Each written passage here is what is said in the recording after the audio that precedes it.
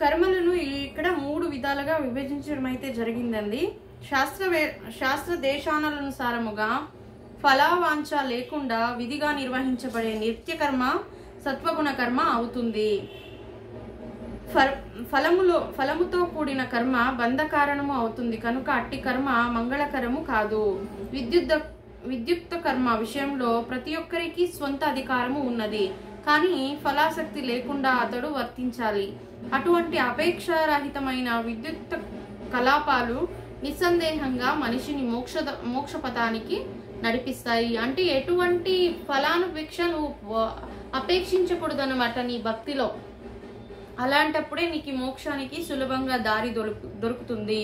అంటే ఇప్పుడు ఏదో ఒక ముక్కుబడి ఉంటేనే దేవుని కొరకు వెళ్ళి దేవుని దగ్గర ప్రార్థించడము, లేదా తనకి అభిషేకము, పూజలు, నామ జపాలు, ఈ జపమాలలు ధరించడము ఇలాంటివన్నీ చేస్తారు కదా. తనకి ఏదో కావాలని ఆశించి చేసేది వేరు, ఏమి ఆశింపకుండా చేయడమే నీకు మోక్షానికి దారిగా నిలుస్తుంది. ఇక్కడ దేవుని పైన గల భక్తి అంటే 3 రకాలుగా విభజించారు. అందులో మీరు మోక్షాన్ని పొందాలంటే మీరు ఎలాంటి అపేక్షలు పెట్టుకోకుండా భక్తినైతే ప్రదర్శించాలి. కనుక ఫలాసక్తి రహితంగా విధిగా యుద్ధం చేయమని అర్జునునికి భగవంతునిచే ఉపదేశించబడింది. అంటే నువ్వేంటి ఆశ పెట్టుకోకు, ఈ యుద్ధంలో నేను గెలిస్తే నాకు రాజ్యం వస్తుందని ఆశ పెట్టుకోకూడదు. ఎదుటి వాళ్ళు మన సంబంధికులే వాళ్ళని చంపబోతున్నామనే ఒక నొప్పి బాధలో కూడా నువ్వు యుద్ధం చేయకూడదు. మనస్ఫూర్తిగా లీనమయ్యి యుద్ధం అయితే చేయి. ఎలాంటి అపేక్షలను ఎలాంటి ఫలాన్ని నువ్వు కోరుకోకుండా యుద్ధం అయితే చేయని ఇక్కడ మళ్ళీ చెప్పడం జరిగింది. యుద్ధంలో అతడు పాల్గొనకపోవడం ఇంకొక రకమైన ఆసక్తి. అటువంటి ఆసక్తి మనిషిని ఏనాడు మోక్షపథానికి నడిపించదు. ఏ ఆసక్తి అయినా అది మంచిదే గాని చెడ్డదే గాని బంధానికే కారణమవుతుంది. అకర్మ పాపయము కనుక విధిగా యుద్ధము చేయడమే అర్జునునికి ఏకైక మంగళకరమైన ముక్తి పథము. అంటే తనకి ఏంటి యుద్ధం చేయడం అనేది మెయిన్. యుద్ధం చేయాలనేది ఫస్ట్ ఆఫ్ ఆల్ చేయాలి యుద్ధం. ఇక్కడ ఆశించకుండా యుద్ధం చేయకుండా కూడా ఉండకపోతే కూడా అది కూడా ఒక సంబంధికుల కారణంగానే తను యుద్ధం నుండి తొలగాడనే అర్థం చేసుకోవాలి ఇక్కడ. కాబట్టి ఎలాంటి అపేక్షలు లేకుండా తను యుద్ధం చేయడమే మంచిది అని ఇక్కడ చెప్తున్నారండి. 48వ శ్లోకం. యోగస్థ కురు కర్మాణి సజ్గం త్యక్త్వా ధనంజయః సిద్ధ్య సిద్ధో సమో భూత్వా సమత్వం యోగ ఉచ్యతే. అంటే యోగస్థ సమస్త భావనతో కురు నిర్వహించు కర్మాని ఏ విధులను సజ్జం ఆసక్తిని తక్కువ విడిచి ధనంజయ ఓ అర్జున సిద్ధ్య అసిద్ధ్య జయములో అజయములో సమభావము భూత్వా కలవాడైవై సమత్వం సమత్యమే యోగమని ఉచ్యతే పిలువబడుతుంది.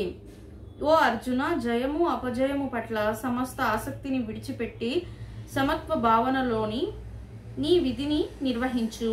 అటువంటి సమత్వమే యోగమని పిలువబడుతుంది. భాష్యము. యోగంలో వర్తించమని అర్జునునితో శ్రీకృష్ణుడు చెబుతున్నాడు. ఇక ఆ యోగం అంటే ఏమిటి? నిరంతరము కలత పెట్టే ఇంద్రియాలను నిగ్రహించి మనస్సును పరబ్రహ్మంపై లగ్నం చేయటమే యోగము.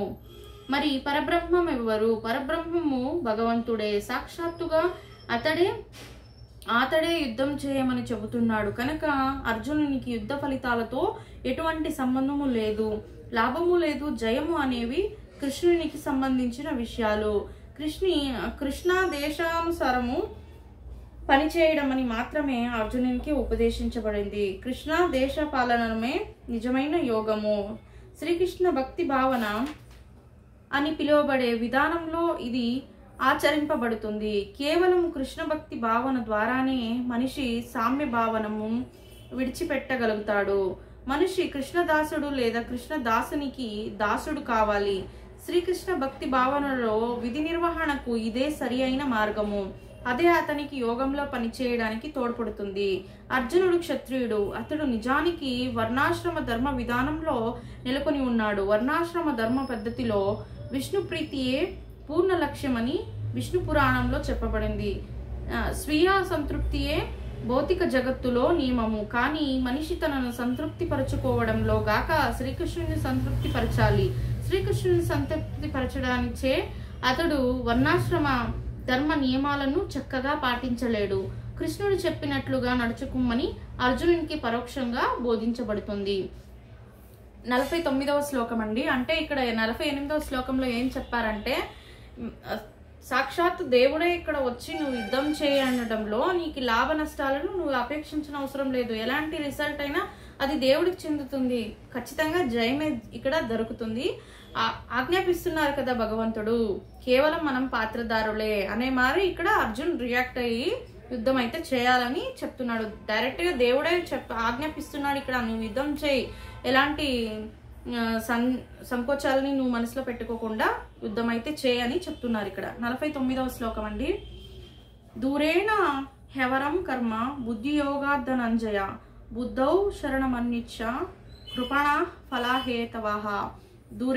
దూరంగా విడిచి హి నిశ్చయంగా ఆవరం అతి దుష్టమైన కర్మను బుద్ధియోగాత్ కృష్ణ భక్తి భావనా బలముపై ధనంజయ ధనమును జయించిన వాడా బుద్ధౌ అట్టి భావనలో శరణం సంపూర్ణ శరణాగతికి అన్విచ్చ ప్రయత్నించు కృపాణ లోబులు ఫలహేత కామ్య ఫలాలను కోరేవారు ఓ ధనంజయ భక్తి యోగము ద్వారా సమస్త దుష్ట కార్యాలను దూరం చేసి ఆ భావనలో భగవంతుని శరణొనొచ్చుము.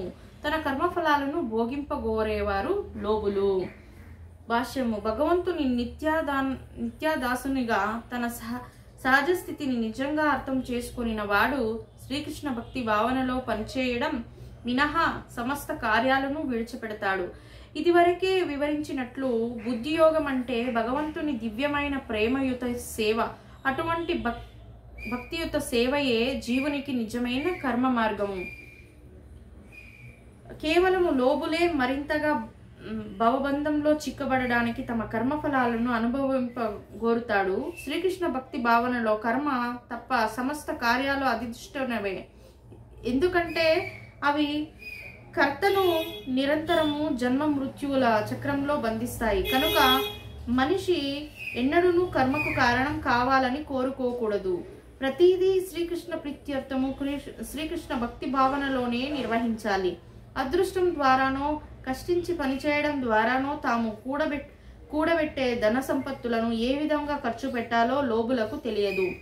మనిషి తన శక్తులన్నింటినీ కృష్ణ భక్తి భావనలో పనిచేయడానికే నియోగించాలి. అదే వ్యక్తిని జీవితాన్ని జయప్రదం చేస్తుంది. లోబుల లాగానే అదృష్టహీన జనులను తమ మానవ శక్తిని భగవత్ సేవలో నిలిపి వినియోగించాలి. అంటే భగవత్ సేవలో ఇక్కడ అంటే నువ్వు కేవలం భక్తి మార్గంలో మాత్రమే నీ జయం అనే దాన్ని పొందుతావు అని ఇక్కడ పదే పదే చెప్తున్నారు. అంటే భక్తి మార్గం ఒకటే, నువ్వు ఎంత సంపాదించావు, ఎంత ఖర్చు పెట్టావు, నీకు అలాంటి జ్ఞానం అయితే తెలియదు. లోబులకైతే ఇక్కడ తెలియదు తను ఎలా ఖర్చు పెట్టాలో. అంటే సడన్ గా మనకి వచ్చేస్తాయి కదండి, ఉన్నట్టుండి చాలా వరకు డబ్బునైతే ఖర్చు పెట్టే మార్గాలు కూడా మన ముందుకు వచ్చేస్తుంటాయి. కాకపోతే అవేవి నీకు భక్తిని అంటే భగవంతుని దగ్గరికి మోక్షానికి చేరలేవు. కేవలం నీ భక్తి మార్గం ఒకటే భగవంతుని దరికి అంటే మోక్షానికి దారి అని ఇక్కడ పదే పదే చెప్తున్నారండి. ఇదేనండి ఇవాల్టి వీడియో. రేపటి వీడియోలో కూడా మనం ఈ శ్లోకాల ద్వారా 50వ శ్లోకం అయితే రేపటి వీడియోలో చెప్పుకుంటాం. ఇక్కడ ఇంతవరకు మనం శరీరానికి మనసుకి అంటే ఆత్మకు గల డిఫరెన్స్ అయితే చెప్పుకున్నాము. భక్తునికి భగవంతునికి మధ్య గల అనుసంధానం అంటే బంధం ఎలా ఉండాలి, అది భక్తిపై ఆధారపడి ఉండాలని ఇది వరకు అయితే చెప్పుకున్నాం. రేపటి వీడియోలో కూడా ఇదే కంటిన్యూస్ అవుతుందండి. Thank you for watching. ఇది వరకు మన ఛానల్స్ని ఎవరైతే సబ్స్క్రైబ్ చేసుకోలేదో వాళ్ళైతే సబ్స్క్రైబ్ చేసుకొని నలుగురికి అయితే షేర్ చేయాలండి.